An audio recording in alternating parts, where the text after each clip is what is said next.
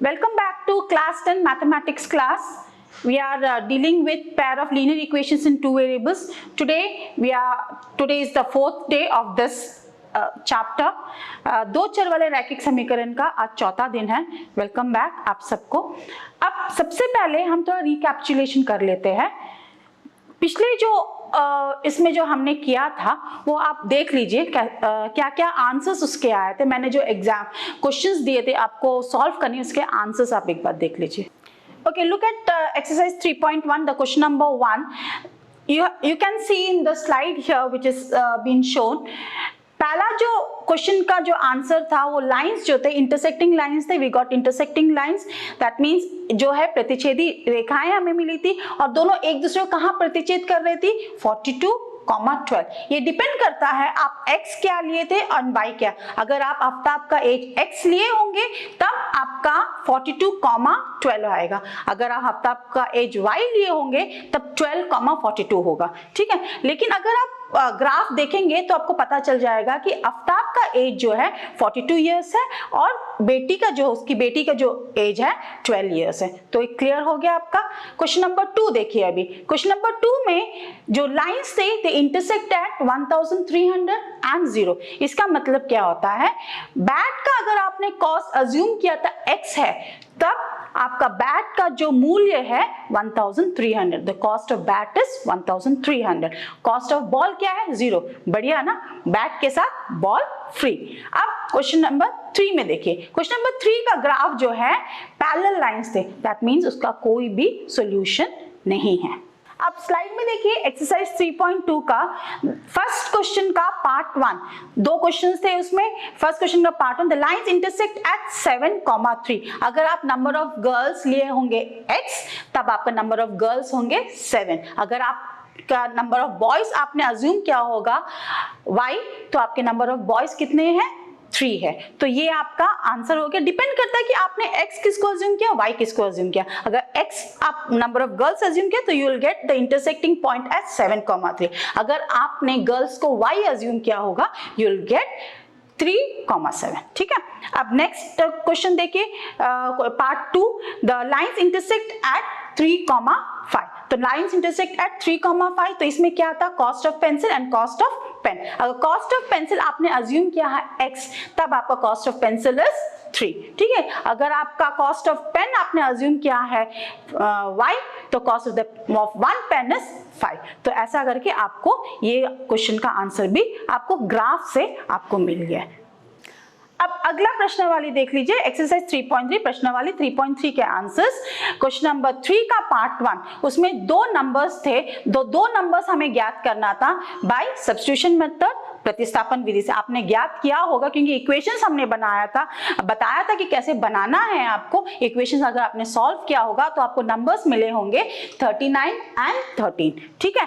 अब part 2 angles दिए थे, एंगल्स फाइंड आउट करना, सप्लीमेंट्री एंगल्स थे दोनों. तो अगर आपने अज्यूम किया है आपको इक्वेशंस हमने बनाया था यहाँ में, तो अगर आपने सॉल्व किया होगा आपको बाय सब्स्टिट्यूशन मेथड या प्रतिस्थापन विधि से आपने सॉल्व किया है तो आपको उसका आंसर मिलेगा 81, 99. ये दो सप्लीमेंट्री एंगल्स थे. अब उसके बाद पार्ट 3, कॉस्ट ऑफ बैट अगर आपने x अज्यूम किया, कॉस्ट ऑफ बॉल अगर आपने y अज्यूम किया तो कॉस्ट ऑफ बैट आपका आ गया 500 रुपीज और कॉस्ट ऑफ बॉल आपका इस क्वेश्चन में आ गया ₹50. डिपेंड करता है कि आपने x और y क्या अज्यूम किया है.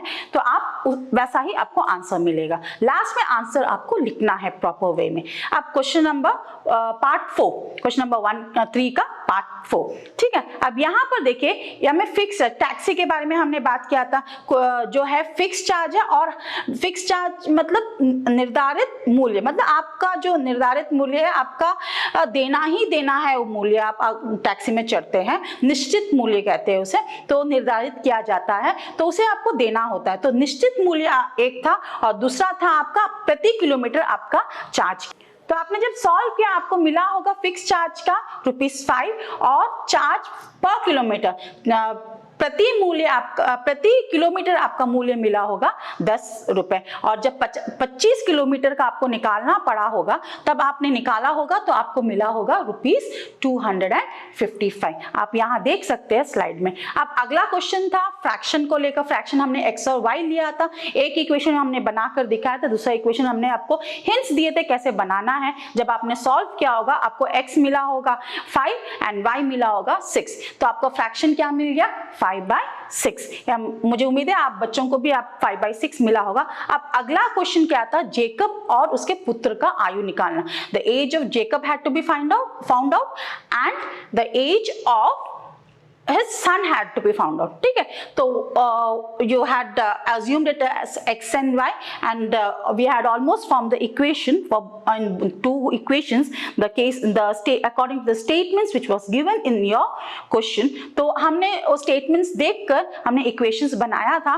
तो वैसे अगर आपने solve किया होगा आपने देखा होगा कि जेकब का जो प्रेजेंट एज है, Jacob's present age, that is Jacob का वर्तमान आयु जो है 40 वर्ष है और आपका उसका पुत्र का वर्तमान आयु 10 वर्ष है। तो आपने ये कर लिया होगा, उम्मीद है कि आपको सही आंसर्स मिले होंगे। अब आप अगला स्लाइड यहाँ देखिए, यहाँ पर algebraic methods of solving a pair of linear equation. पिछला बार भी हमने आपको इस स्लाइड दिखाया था, दो चर वाले रैखिक समीकरणों का बीजगणितीय रूप से कैसा विधि से कैसे आप इसे हल करेंगे। पिछले बार हमने सब्स्टिट्यूशन मेथड दैट इज प्रतिस्थापन विधि हमने किया था। अब आज हम करेंगे elimination method. Will do elimination method, will find the solution of a given pair of linear equation through elimination method. Elimination method को हिंदी में कहते हैं विलोपन विधि। अगला स्लाइड आप देख लीजिए, यहाँ पर आपका 3 कंडीशंस दिया हुआ है। a1/a2 is not equal to b1/b2,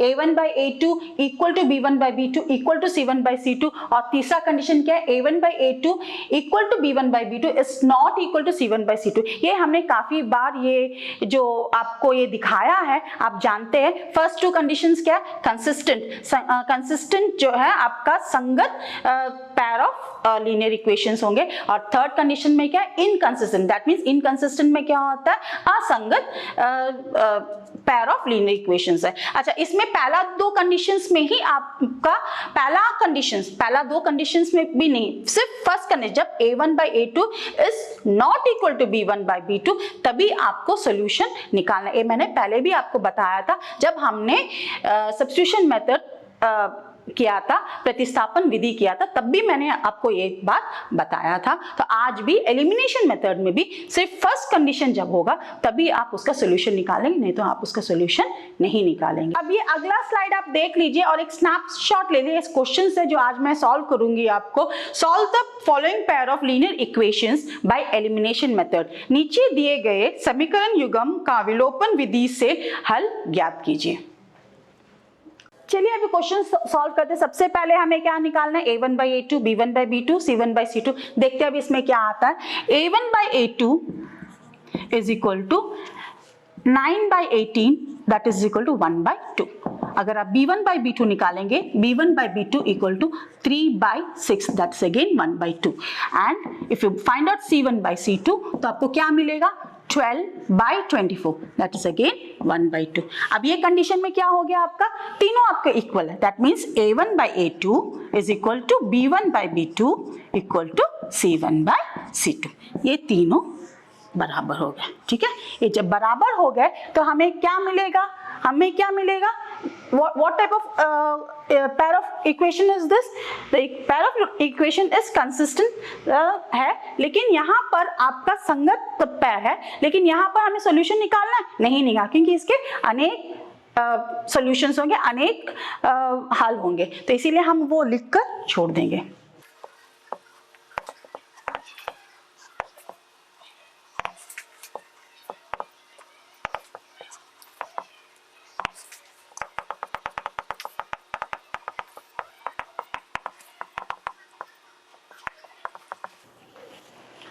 English medium बच्चे, the given pair of linear equations has infinitely many solution.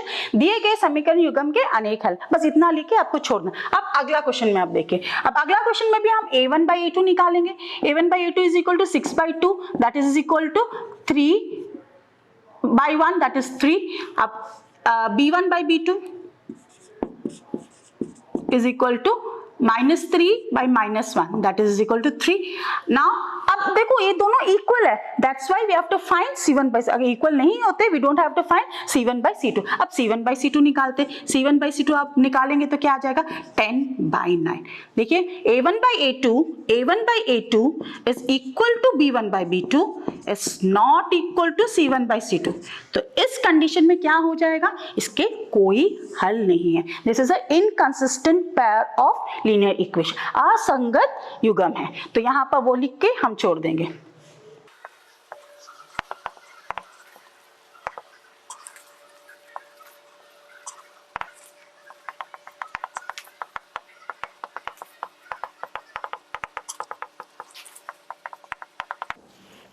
The given pair of linear equations has no solution. Hindi medium बच्चे लिखेंगे दिए गए समीकरण युग्म का कोई हल नहीं है. तो ये दो क्वेश्चंस जब ऐसा आता है तो आप ये इतना लिखकर छोड़ देंगे.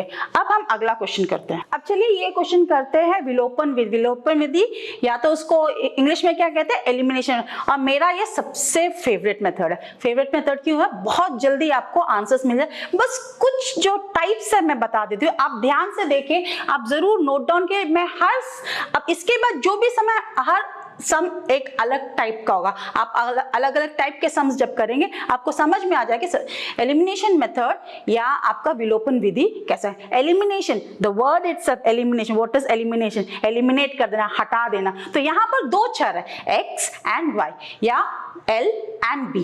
तो दो चर, दो चर वाले रैखिक समीकरण करें, उसमें से एक चर को हम हटा देते, उसके बाद हम दूसरा चर हमें मिल जाएगा, वो बच जाता, उसका वैल्यू मिल जाता. फिर हम सब्स्टिट्यूशन मेथड यूज करके सब्स्टिट्यूट करके निकाल. बहुत इजी है, बहुत आप अच्छे से ध्यान से देखिए, सुनिए और समझिए. हर टाइप का क्वेश्चन हम कराते हैं यहाँ पर आपका पहला इक्वेशन. अब ये इक्वेशन तो आप जानते हैं क्या था, हमारा सबसे सिंपलेस्ट इक्वेशन था जिसमें आपको एक रेक्टेंगल का आपका लेंथ एंड ब्रेथ ज्ञात करना था. वो फर्स्ट शुरू में हम जब करे थे लेसन का बिगनिंग में, बस वही वाला इक्वेशन हमने लिए, बहुत सिंपल. अब यहाँ पर ये दो इक्वेशंस देखिए, L minus B equal to 4, L plus B equal to 3. यहाँ पर देखिए B का जो है साइंस ऑपोजिट है ना, B का जो साइंस. और सो कोएफिशिएंट्स देखिए, यहाँ B का कोएफिशिएंट 1 है, यहाँ भी B का कोएफिशिएंट 1 है.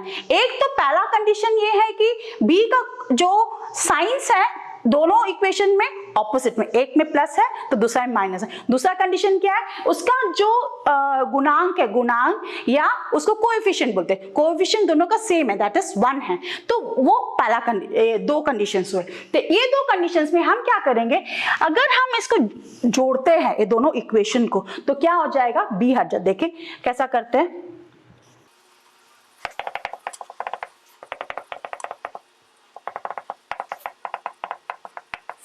ओके, एडिंग 1 and 2 को जोड़ने पर तो L minus B equal to 4, L plus B equal to 36. अब इन दोनों को जोड़ते हैं इक्वेशंस को, ये दोनों इक्वेशंस को.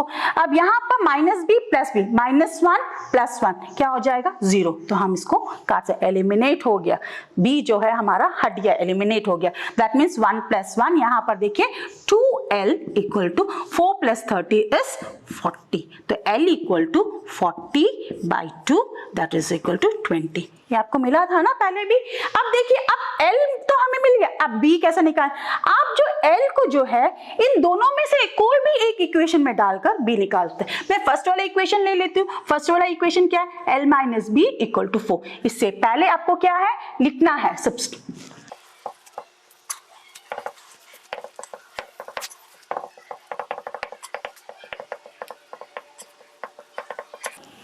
इंग्लिश में लिखे substituting L equal to 20 in equation 1, L equal 20 को 1 में प्रतिस्थापित करने पर. अब L की जगह में हम क्या लिखें 20, माइनस बी इक्वल टू 4 हो गया. तो माइनस बी इक्वल टू 20 को वहां ले जाए, हमने आपको बताया है ना, इसका लॉजिक, मेन लॉजिक हमने बताया था. लेकिन जब इजीली हमें याद करना है कैसे वहां पर ले जाएंगे, तो यहाँ पर 20 का पॉजिटिव साइन है, वहां जाएगा तो ये हो जाएगा नेगेटिव साइन. तो minus B equal to -16. That means ये दोनों साइड पर नेगेटिव हटा सकते हैं, तो b इक्वल टू 16. तो सोल्यूशन क्या हो गया आपका, solution L equal to 20, b equal to 16.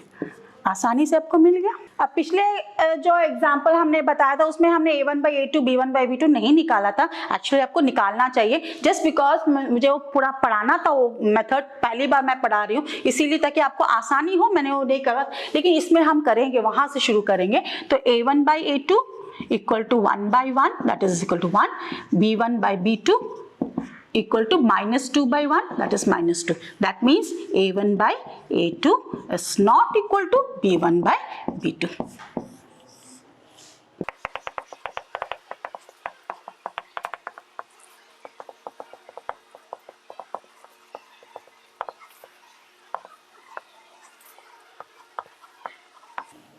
तो हिंदी मीडियम बच्चे दिए गए समीकरण युग्म का एक अद्वितीय हल है, और इंग्लिश मीडियम बच्चे the pair of linear equations has one unique solution. इसके बाद हम सॉल्यूशन करेंगे। अब यहाँ पर आप देखिए x - 2y equal to 4, x + y equal to, यहाँ पर देखिए y का जो है एक में नेगेटिव साइन है, here you have got negative sign and here you have got positive sign. एक लेकिन यहाँ पर क्या है, y का जो कोएफिशिएंट है इक्वल नहीं है। यहाँ पर y का कोएफिशिएंट 2 है, यहाँ y का कोएफिशिएंट 1 है। तो अब क्या, अगर हम कोएफिशिएंट को बराबर कर लेते हैं तब क्या आराम से एलिमिनेट हो जाएगा, ऐड कर लेंगे तो एलिमिनेट। तो हम क्या करते हैं, this is equation number 1, this is equation number 2। Okay, equation number 2 को हम 2 से मल्टीप्लाई कर देंगे फुल इक्वेशन को, तब y का जो कोएफिशिएंट है 2 आ जाएगा। अब वो लिख लेते पहले।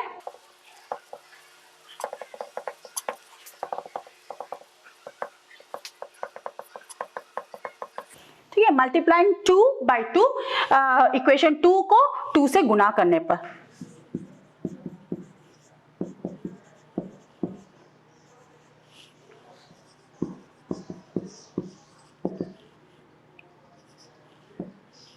To 6 are 12, 1 2 3 are 6, 72। तो ये हो गया हमारा इक्वेशन नंबर 3।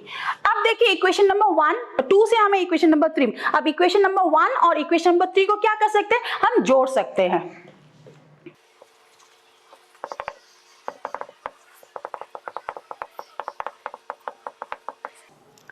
एडिंग 1 and 3 को जोड़ने पर, 1 and इक्वेशन नंबर 3 को जोड़ने पर। अब यहाँ पर 1 क्या है हमारा, x - 2y equal to 4, 2x + 2y equal to 72। आप जब जोड़ेंगे तो ये आपका एलिमिनेट हो गया, ये आप विलोपन विधि है तो ये आपका हट गया, y जो टर्म से हट गया। अब यहाँ क्या आ जाएगा, 3x is equal to what will you get, 76। अब x इज इक्वल टू आपको क्या मिल जाएगा, 76/3। ठीक है, अब देखिए 3 से जाता है, 7 + 6 is 13, 3 से नहीं है, तो आपका ये x का वैल्यू। अब आपको इसमें क्या निकालना है, y का वैल्यू।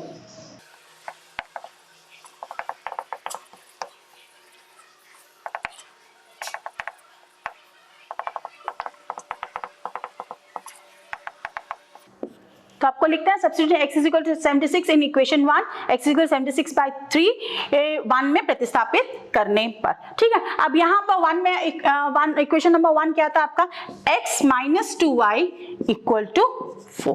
ठीक है, तो यहाँ आ जाएगा -2y इक्वल टू 4 - x। ठीक है, तो आपका -2y equal to 4 - x -76/3, what will you get, ये आपका एलसीएम निकालेंगे तो आपको एलसीएम क्या मिल जाएगा, 3 मिल जाएगा, 4 3 are 12 - 76/3। ठीक है, तो -2y इक्वल टू, तो आपको क्या मिलेगा, 12 से अगर आप 76 को सब्ट्रैक्ट, 76 बड़ा है, नेगेटिव साइन मिलेगा हमें। तो अब 2 से 6 से 2 जाएगा तो 4 आएगा, 7 से 1 64/3। तो आप फिर से आप y का वैल्यू निकाल सकते हैं। y का वैल्यू आप क्या निकालेंगे, y इक्वल टू -64/3। तो -2y था, दैट मीन्स -2 को आप y के साथ मल्टीप्लाई कर, तो यहाँ आएगा तो दैट वुड बी डिवाइडेड, तो नीचे हर में आ जाए, it will come to the denominator. तो आपका ये कट रहा है, 2 3 सा 6, 2 2 सा, और नेगेटिव नेगेटिव भी कट गया, तो 32/3। तो सॉल्यूशन क्या हो गया आपका, solution x is equal to आपको मिला था 76/3 एंड y इक्वल टू आपका 32/3। अब देखिए इसी क्वेश्चन को हम एक और तरीके से कर सकते हैं। यहाँ पर आप ध्यान से देखिए, x जो है आपका, दोनों x जो है फर्स्ट इक्वेशन सेकेंड इक्वेशन जो x जो है उसका जो गुणांक है, x का गुणांक, तो coefficient of x is equal, इसमें भी 1 है इसमें भी 1 है। अब यहाँ में एक और तरीका एलिमिनेशन का, अगर सब्ट्रैक्ट करते हैं तो इजीली एलिमिनेट। तो पहले हमने एक तरीके से किया, अब इस तरीके से करके देखते हैं कि ये आंसर हमें आता है या नहीं। That means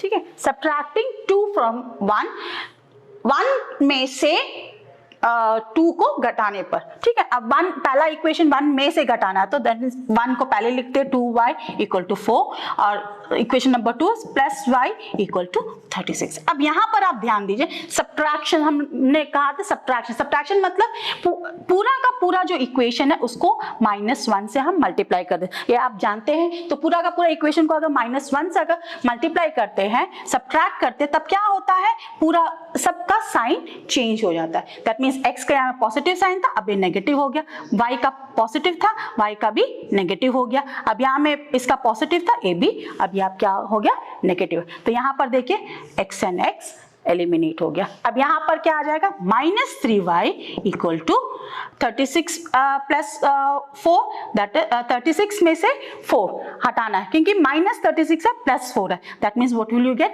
-32। अब y = क्या आ जाएगा, -32/-3, तो माइनस कट गया तो आपको आ जाएगा 32/3। अब देखिए y = 32/3 है। अब यही y को हम x में सब्स्टिट्यूट किया, तो सब्स्टिट्यूटिंग y = 32/3 इन 1 में कर लेते हैं, तो y = 32/3 को 1 में प्रतिस्थापित करने पर हमें क्या मिलेगा। अब क्वेश्चन नंबर 1 क्या है आपका, x - 2y = 4, तो x की जगह में हम y की जगह में हमें क्या है, 32/3, तो x - 2 × 32/3 = 4, that means x - 64/3 = 4, that means x = 4 plus -64/3 को वहां ले जाते हैं, +64/3, तो व्हाट विल यू गेट, 12 + 64/3। तो यहाँ पर क्या आ जाएगा आपका, 2 + 4 6, 1 + 6 is 7/3। तो आपको देखिए x 76/3 आ गया यहाँ पर। तो ये भी आपका एक और मेथड है जिससे आप यही सम को कर सकते हैं। अब ये सम आप देख लीजिए, इसको कैसा करना है। यहाँ पर आप ध्यान से देखेंगे तो इन दोनों के पास ऑपोजिट साइंस है, ठीक है, कोई प्रॉब्लम नहीं। अब लेकिन यहाँ जो है इन दोनों का जो है आपका ये बराबर नहीं है। क्या बराबर नहीं है, आपका गुणांक बराबर नहीं है, the coefficients are not equal. तो हम एक काम कर सकते हैं, दोनों को कोएफिशिएंट्स इक्वल कर सकते हैं। तो कोएफिशिएंट्स इक्वल कर लेते हैं पहले। अब उससे पहले हम कोएफिशिएंट्स इक्वल करने से पहले एक काम कर ले, a1/a2 निकाल लेते हैं, तो 5/1 दैट इज = 5, b1/b2 इज -2/3। तो आपको दिख रहा है कि 5 is not equal to -2/3, तो a1/a2 is not equal to b1/b2। तो ये तो आपको लिखना ही है, आपका कंपलसरी एक मेथड स्टेप है। तो अब हम करते हैं यहाँ पर, this is your equation number 1 and here you have got equation number 2, ठीक है, ये 2 इक्वेशंस हो गए। तो यहाँ लिखते हैं अभी,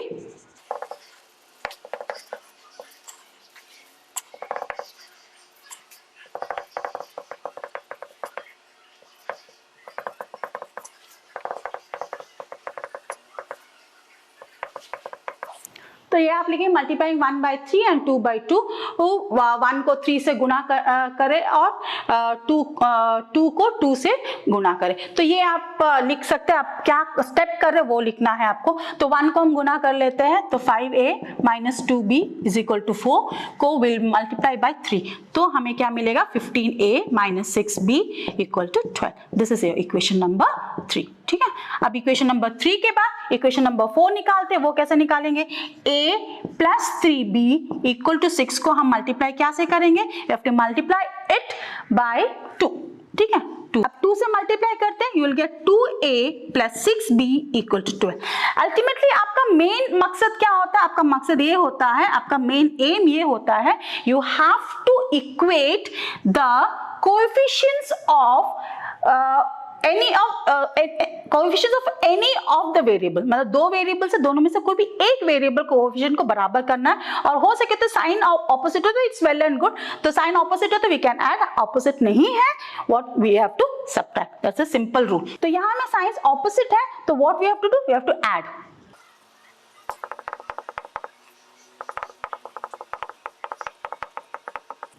एडिंग 3 and 4, 3 and 4 को जोड़ने पर, ठीक है। तो एडिंग 3 and 4, 3 क्या है आपका 15a minus 6b equal to 12।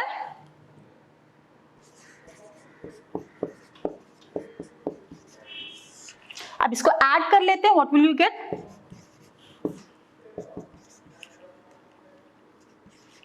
17a equal to 24. तो 17a is 24. That means a equal to 24 by 17. आपको ये आंसर मिल गया। आप substituting a equal to 24 by 17 in equation 2, मैंने 2 में सब्स्टिट्यूट किया, मुझे थोड़ा इजी लग रहा है, देखिए a में कोएफिशिएंट नहीं है, सिंपल नंबर्स है, तो मैंने 2 में किया है। आप किसी में भी कर सकते हैं, 1, 3, 4, whichever equation you want, you can substitute the value of a equal to 24 by 17 को 2 में प्रतिस्थापन करने पर। तो यहाँ पर क्या आ जाएगा, आप a plus 3b equal to 6, ठीक है। a की जगह आ जाएगा 24 by 17 plus 3b equal to 6. That means 3b equal to 6 minus 24 by 17. आपका LCM निकलेगा, 3b equal to 17 LCM है, that means 6 के नीचे 1 है, तो you have to multiply, 6 7s are 42, 4 6 1s are 6, 7 8 9 10,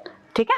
6 7s are 42, balance 4, 6 1s are 6 10 minus 24, तो 3b equal to, आप subtract करके देखिए, 12 से 6 जाएगा तो 8 आएगा, तो यहाँ में क्या बच गया आपका 9, 9 से 2 जा 78 by 17, ठीक है। तो आपका b इक्वल टू 78 by 17, तो 3 कहाँ चला जाएगा नीचे, तो 3 आ गया आपका, तो 3 कटेगा इससे, क्योंकि 7 plus 8 कितना हो गया 15, 3 2s are 6, 7 and 3 6 are 80, तो आपको सॉल्यूशन मिल गया आपका, है ना, b इक्वल टू आपका 26 by 17, तो सॉल्यूशन आप लिखेंगे a इक्वल टू, आपको यहां मिला 24 by 17 and b equal to 26 by 17। अब मैंने इसे एक तरीके से किया, इसका एक और तरीका से आप कर सकते हैं। आप देखिए यहाँ पर a का जो कोएफिशिएंट यहाँ 5 है और यहाँ में a का कोएफिशिएंट क्या हो गया 1 है। अगर आप यहाँ सिर्फ इक्वेशन नंबर 2 को 5 से अगर मल्टीप्लाई कर लेते तो आपको क्या मिल जाता, 5a plus 15b equal to 30 मिल जाता। तो आपका सिंपल क्या होता था, आपको सब्ट्रैक्ट करते तो आपका a कैंसिल हो जाता, आपको b मिल जाता। वो आपके ऊपर है कि आप किस टाइप का मेथड करना चाहते हैं। बाकी जो क्वेश्चंस है, जो मैंने स्लाइड दिखाया था, वो आप खुद करेंगे। अब मैं प्रश्नावली 3.3 का कुछ क्वेश्चंस, 2-3 क्वेश्चंस है, वो मैं लेकर करवाऊंगी। अब प्रश्नावली 3.3 एक्सरसाइज 3.3 का ये 3 सम्स है, जो आप थोड़ा सा देख लीजिए। इसे मैं यहाँ पर सॉल्व करके आपको दिखाऊंगी। आप एक स्नैपशॉट ले लीजिए इसका। अब वो प्रश्नावली का ये क्वेश्चन कर लेते हैं। तो इसमें जो है आपका 0.2x plus 0.3y equal to 1.3। अब डेसिमल्स जब होता है, आपको मालूम है ना, डेसिमल्स होने से क्या करना है, डेसिमल्स होगा तो डेसिमल्स को हटा देना। हमें जो दिक्कत देता है वो चीज को आप हटा दीजिए। यहाँ में डेसिमल्स आपको दिक्कत देता है, डेसिमल्स आप हटा दीजिए। तो what we have to do, हमने ये पहले भी सिखाया, इनटू 10। तो what will you get, this becomes equation number 1। अब वैसा ही इक्वेशन नंबर 2 में भी आप क्या से मल्टीप्लाई करेंगे, 10 से, क्योंकि डेसिमल पॉइंट के बाद एक एक नंबर ही है सारे पद में, ठीक है। तो ये आपका क्या हो जाएगा, इक्वेशन नंबर 2, ठीक है। अब a1 by a2, b1 by b2 निकाल देते हैं। ये मैंने पहले लिख के रखा है, क्योंकि ये हम हर स्टेप में करते हैं, बार बार मुझे लिखने की जरूरत नहीं, इसलिए मैंने एक ही बार में जो लिखा था वो मैंने मिटाया नहीं है। तो वो आप देख लीजिए, 2 by 4, that is 1 by 2 and this is 3 by 5, ठीक है, 3 by 5। तो इट्स नॉट इक्वल। अगेन आपको ये स्टेप तो आप कंपल्सरी है, जो आपको करना ही है, ठीक है। इसके बाद अब नेक्स्ट हम इसे आगे सॉल्व। अब यहाँ में अब देखिए, ध्यान से देखिए, यहाँ पर देखिए, यहाँ पर 4 है, यहाँ पर 2 है ना। अगर हम इस इक्वेशन को 2 से मल्टीप्लाई कर देते तो दोनों में 4 हो जाएगा, बस मल्टीप्लाई कर लेते हैं।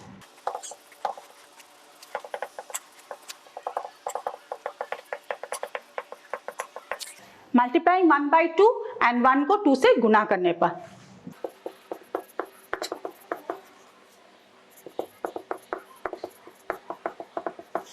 अब आपको क्या मिल गया यहाँ पर, इक्वेशन नंबर 3 मिल गया। अब equation number 3 and equation number 2 को सॉल्व करना। इक्वेशन नंबर 2 देखिए आपका यहाँ में 4x है, ये भी 4x हो गया। फिर आपका एक मेन है कि कोई भी एक चर का जो है कोएफिशिएंट को इक्वल करना। अब साइंस इक्वल नहीं है तो आपको क्या करना पड़ेगा, सब्ट्रैक्ट करना पड़ेगा। तो सब्ट्रैक्ट कर लेते हैं। तो ये आप लिख लेंगे सब्ट्रैक्टिंग 2 फ्रॉम 3 में से 2 को घटाने पर। अब थर्ड इक्वेशन कौन सा है, 3 में से, दैट मीन्स 3 को पहले लिखना पड़ेगा, 4x plus 6y equal to 26। And उसके बाद सेकेंड इक्वेशन, अगला इक्वेशन क्या था, second equation 4x plus 5y equal to 23।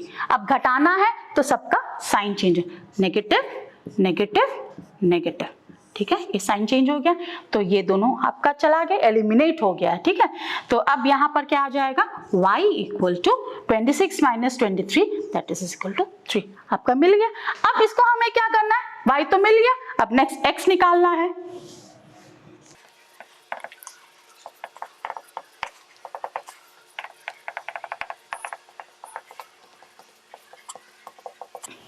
ठीक है, substituting y equal to 3 in 1, y equal to 3 को 1 में प्रतिस्थापित करना। अब फर्स्ट वाला इक्वेशन क्या है आपका, 2x plus 3y equal to 13 है ना आपका फर्स्ट इक्वेशन। तो x हमें पता लगा, तो 2x प्लस 3 इंटू y की जगह क्या लिखेंगे, 3 सिंपल इक्वल टू 13।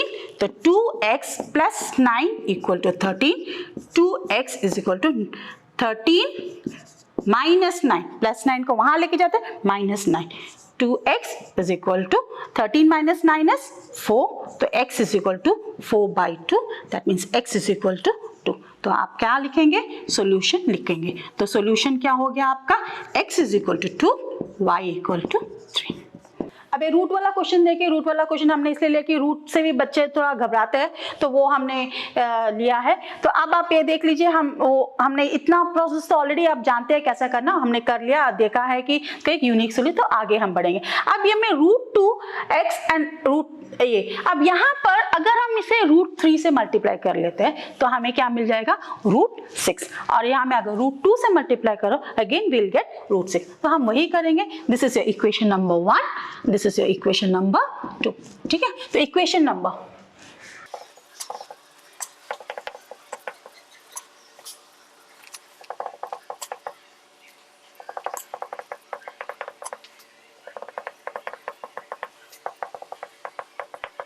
तो यहाँ में 1 को √3 से और 2 को √2 से गुना करना है। अब गुना कर लेते हैं।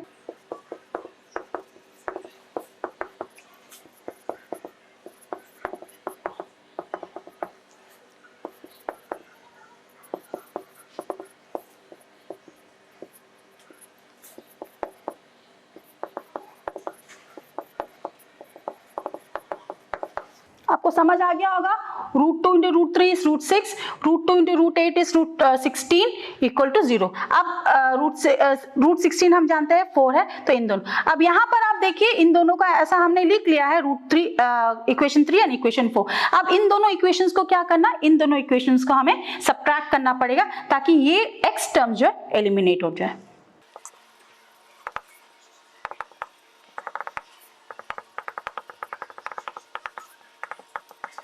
ठीक है, ये आप ऐसा लिखेंगे यहाँ पर।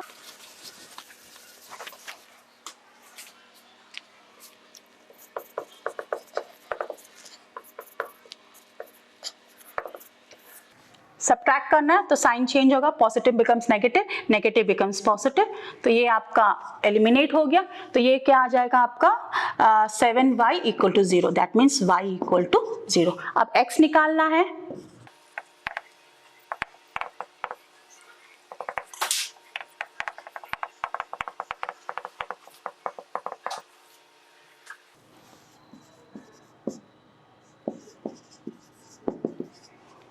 तो हमें y की जगह क्या लिखना है, 0, तो √2x plus √3 into 0 equal to 0 हो गया। दैट मीन्स √2x, कोई भी नंबर को 0 से मल्टीप्लाई कर दो क्या आएगा, 0 आएगा, that is plus 0 equal to 0, that means √2x is equal to 0, x is equal to 0 by √2, that means x is equal to 0। तो आपको सोल्यूशन मिल गया, x is equal to 0, y equal to 0। अब इसके बाद आपका क्वेश्चन नंबर, आपका एक और क्वेश्चन इसमें बचा जिसमें कि फ्रैक्शंस है, वो आप खुद करेंगे। आप जानते हैं कि फ्रैक्शंस को कैसे हटाना है, आप एलसीएम निकाल के मैंने आपको सिखाया था। आप वो एक्सरसाइज का वो सम भी आप एलिमिनेशन मेथड से जरूर कीजिए। और जो मैंने पहले आपको एक स्लाइड दिखाया जिसमें 8 क्वेश्चंस थे, कुछ क्वेश्चंस हमने नहीं किया है, वो काफी इजी क्वेश्चंस है, आप खुद वो क्वेश्चंस करेंगे। आप एक्सरसाइज 3.4 देखिए, बहुत कम सम्स है, आपका 4 ही सम्स है। क्वेश्चन नंबर 1 का 4 सम्स है। ये आप इसका एक स्नैपशॉट ले लीजिए। हिंदी मीडियम बच्चों के निम्नलिखित समीकरणों के युग्म को विलोपन विधि तथा प्रतिस्थापन विधि से हल कीजिए, कौन सी विधि अधिक उपयुक्त है। आप ये दोनों विधियों से हल करके देखिए कौन सा विधि आपको ज्यादा इजी लगता है, फास्ट लगता है, आप वो देखिए। इंग्लिश मीडियम बच्चे please note down, solve the following pair of linear equations by the elimination method and substitution method. Just do it by both the methods, so you'll come to know which method is much easier and much faster for you. Now next question is statement problems, that is the problems are related to a day-to-day life, how you can solve the problems of day-to-day life, find the solution of problems of day-to-day life through linear equations. And this we have discussed in the earlier classes in a very detailed way. I know you have done it, but this time I'm going to recapitulate the different steps involved in solving a pair of linear equations, the statement problems. Okay, तो बच्चे जो पिछले बार हमने सीखा था statement problems करना, जैसा हर दिन जैसा प्रॉब्लम्स आते हैं उसे कैसा हम दो चर वाले रैखिक समीकरण में चेंज करके उसका हल निकाल सकते हैं। आज अगला क्वेश्चन जो है ये इसी पे बेस्ड है। मैं आपको थोड़ा सा एक बता देती हूँ, पिछले बार हमने किस तरीके से step by step sum solve किए थे, आप वही स्टेप्स नोट कर लीजिए और वैसा ही आप ये क्वेश्चन नंबर 2 सॉल्व करने का कोशिश कीजिए। मैं जरूर कराऊंगी एक क्लास सिर्फ स्टेटमेंट प्रॉब्लम्स का होगा वज्र गुणन विधि पढ़ने के बाद, तो आप ये देख लीजिए। अब आप ये स्लाइड देख लीजिए, steps to be followed to solve a given situation using linear equations. ये अलग अलग आपका प्रोसेस दिया हुआ, कैसे आप दो चर वाले रैखिक समीकरण से जो दैनिक जो प्रॉब्लम्स है उसको कैसे आप सॉल्व कर सकते हैं। फर्स्ट जो स्टेप रहेगा, रीड द क्वेश्चन प्रॉपर्ली, मतलब आपको जो क्वेश्चन है अच्छे से पढ़ना है, ठीक है, 1 बार 2 बार 3 बार, जब तक आपको समझ नहीं आए आप जरूर पढ़िए। सेकेंड स्टेप क्या है, take a note of the known quantities and the unknown quantities, मतलब आपको जो पता है, आपको जो मात्रक पता है वो आप देख लीजिए, और जो जिसके बारे में आपको नहीं मालूम, जो क्वांटिटी आपको नहीं मालूम, उसके बारे में भी आप एक दिमाग में एक नोट कर लीजिए, या तो क्वेश्चन के वहां पर आप ध्यान से देखिए कौन सा क्वांटिटी से जो आप जानते हैं और जिसको आप नहीं जानते। उसके बाद थर्ड पॉइंट क्या है, अंडरलाइन दोस लाइंस और words which has to be converted into equation. वो स्टेटमेंट्स हमने पिछले बार भी आप लिखा था यहाँ में, जो स्टेटमेंट्स इक्वेशन बन सकते, वो स्टेटमेंट्स को आप एक पेंसिल से एक लाइन कीजिए, तब आपको समझ में आएगा कि इस स्टेटमेंट से हमें इक्वेशन बना सकते हैं। जो दिया हुआ स्टेटमेंट है इक्वेशंस के लिए दिया हुआ है। उसके बाद number 4 is assumption of unknown quantity, मतलब आपको जो मानना है अननोन को, आप जो क्वांटिटी के बारे में आप नहीं जानते उसे आपको मानना है, एक्स या वाई आप जो मानते हैं वो स्टेप है। Step number 5, form 2 linear equations using step 3। Step 3 में क्या था, अंडरलाइन किए थे हमने वो लाइंस जिससे इक्वेशंस बन सकता है। अब क्या स्टेप 5 में वही अंडरलाइन किया स्टेटमेंट से आप क्या करेंगे, इक्वेशंस बनाएंगे। Number 6, solve the pair of linear equation.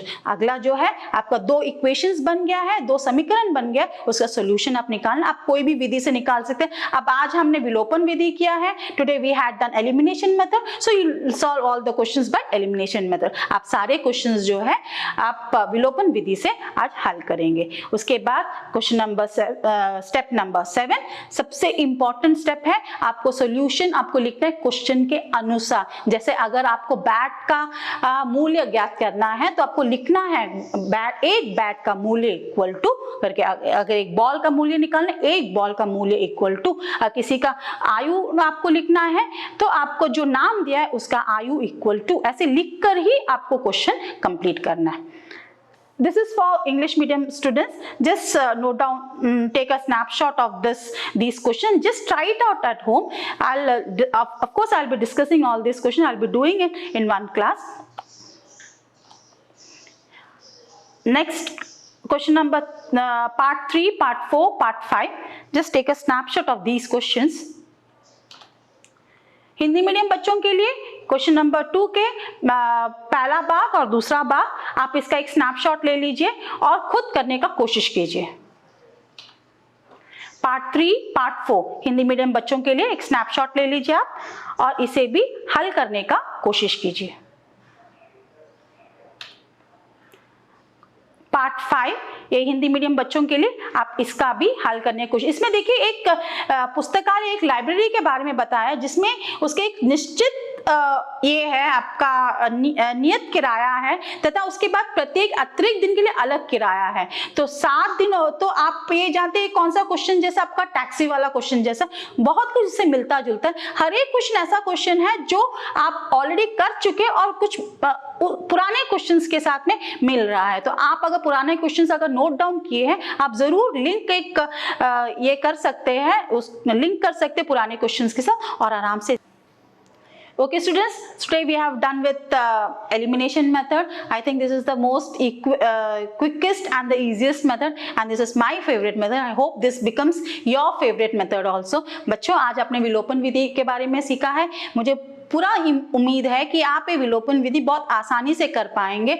आप एक काम कीजिएगा, जो पुराने जो सम्स हमने किए हैं ग्राफीय विधि से, आपका जितना सब्स्टिट्यूशन मेथड या आपका प्रतिस्थापन विधि से, तो वो सारे क्वेश्चंस को आप एक बार और विलोपन विधि से हल करने की कोशिश कीजिए. आप प्रैक्टिस कीजिए, ये बहुत हेल्पफुल आपको रहेगा. सबसे क्विकेस्ट एंड सबसे इजीएस्ट मेथड है जो आप यूज कर सकते हैं.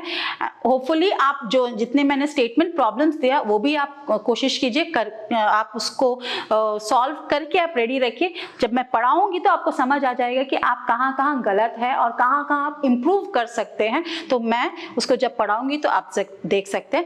नेक्स्ट क्लास में मैं वज्र गुणन विधि के बारे में आपको बताऊंगी. I will be teaching you all about cross multiplication method of solving linear pair of equations. Thank you. Take care.